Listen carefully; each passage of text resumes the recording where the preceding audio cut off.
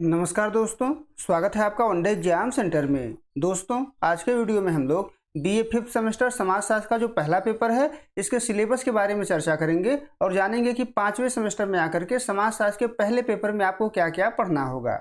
जो पेपर आपको पढ़ना है उसका नाम है क्लासिकल सोशियोलॉजिकल थॉट, यानी शास्त्रीय समाजशास्त्री विचार। कुल 8 यूनिट आपको इस पेपर में पढ़ना है। एक एक करके हम लोग जानेंगे कि किस यूनिट में आपको क्या पढ़ना होगा। जो आपका पहला यूनिट है इसमें आपको सबसे पहले समाजशास्त्र के उद्भव के बारे में पढ़ना है कि समाजशास्त्र का उद्भव कब हुआ था। उसके बाद बौद्धिक स्रोत के बारे में आपको पढ़ना है कि बौद्धिक स्रोत क्या होता है, बौद्धिक स्रोतों के बारे में आपको जानना है।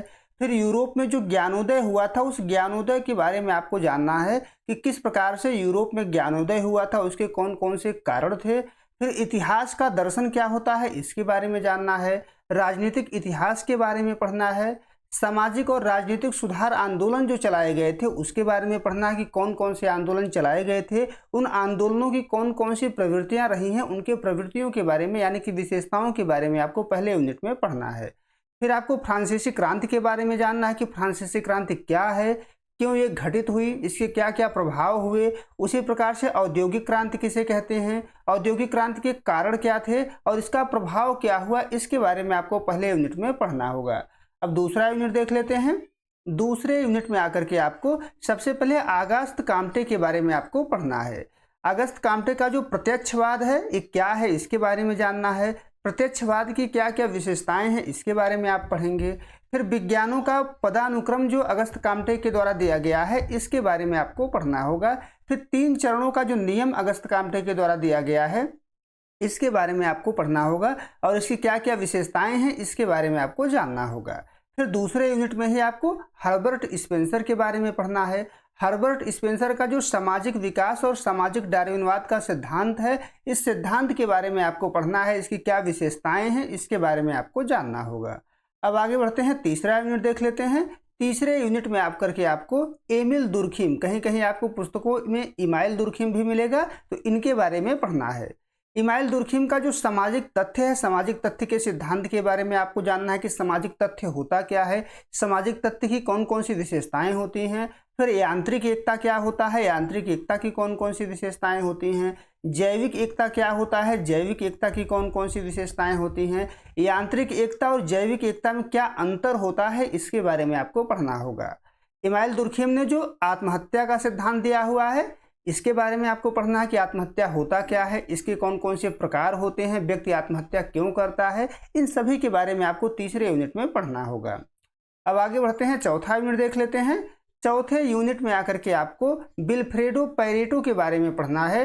इसमें सबसे पहले क्रिया को पढ़ना है, क्रिया किसको कहते हैं। फिर क्रिया की जो 2 प्रकार हैं, तार्किक क्रिया और गैर तार्किक क्रिया, इन दोनों के बारे में पढ़ना है कि तार्किक क्रिया क्या होती है, इसके क्या विशेषताएं हैं, गैर तार्किक क्रिया किसको कहते हैं, इसकी क्या प्रवृत्तियां हैं। फिर अवशेष के बारे में पढ़ना है, अवशेष क्या होता है, व्युत्पन्न क्या होता है, इनकी क्या विशेषताएं हैं। इतना आपको चौथे यूनिट में पढ़ना होगा। अब 5वां यूनिट देख लेते हैं। 5वें यूनिट में आकर के आपको कार्ल मार्क्स के बारे में पढ़ना है। कार्ल मार्क्स का जो द्वंदात्मक ऐतिहासिक भौतिकवाद है, यानी जो द्वंदात्मक भौतिकवाद है और जो ऐतिहासिक भौतिकवाद है इसके बारे में पढ़ना है, इसकी क्या विशेषताएं हैं इसके बारे में पढ़ना है।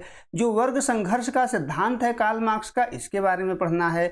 अलगाव का जो सिद्धांत है इसके बारे में पढ़ना है और इन सभी सिद्धांतों की क्या विशेषताएं हैं इसके विशेषताओं के बारे में आपको 5वें यूनिट में पढ़ना होगा। अब 6वां यूनिट देख लेते हैं। 6वें यूनिट में आकर के आपको सबसे पहले मैक्स वेबर के बारे में यहाँ पर पढ़ना है। मैक्स वेबर का जो सामाजिक कार्य है ये क्या है इसके बारे में जानना है, इसकी कौन सी विशेषताएं हैं।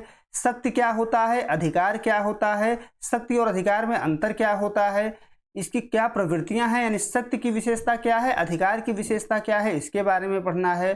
प्रोटेस्टेंट नैतिकता क्या है इसके बारे में जानना है। पूंजीवाद की भावना के बारे में पढ़ना है और इसकी विशेषताओं के बारे में पढ़ना है। प्रोटेस्टेंट और पूंजीवाद का क्या अंतर संबंध है मैक्स वेबर की दृष्टि में, इसको भी आपको पढ़ना होगा। अब आगे बढ़ते हैं, 7वां यूनिट देख लेते हैं। 7वें यूनिट में आकर के आपको GH मीड के बारे में पढ़ना है। सबसे पहले आपको पढ़ना है GH मीड का जो प्रतीकात्मक अंतःक्रियावाद का सिद्धांत है, इस सिद्धांत के बारे में पढ़ना है और इसकी विशेषताओं के बारे में आपको जानना है। स्व की अवधारणा क्या है और मैं की अवधारणा क्या है, इन दोनों में क्या अंतर है, इन दोनों की क्या विशेषताएं हैं, इसके बारे में आपको 7वें यूनिट में पढ़ना होगा। अब 8वां यूनिट देख लेते हैं। 8वें यूनिट में आपको सबसे पहले टैलकार्ट पार्सन्स के बारे में पढ़ना है। इनका क्रिया और व्यवहार जानना है कि क्रिया क्या होता है, व्यवहार क्या होता है। सामाजिक प्रणाली के बारे में जानना है, इसकी विशेषताओं के बारे में जानना है, पैटर्न चर के बारे में जानना है। इसके बाद अब आर.के. मर्टन को भी 8वें यूनिट में ही पढ़ेंगे। मिडिल रेंज थ्योरी जो इनके द्वारा दिया गया है इसको जानेंगे, इसकी विशेषताओं को जानेंगे।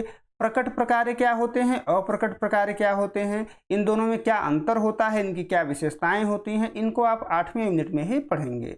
उम्मीद है दोस्तों आपको ये वीडियो पसंद आया होगा। अगर वीडियो अच्छी लगी तो ज़्यादा से ज़्यादा लोगों तक शेयर कर दीजिए। बहुत बहुत धन्यवाद।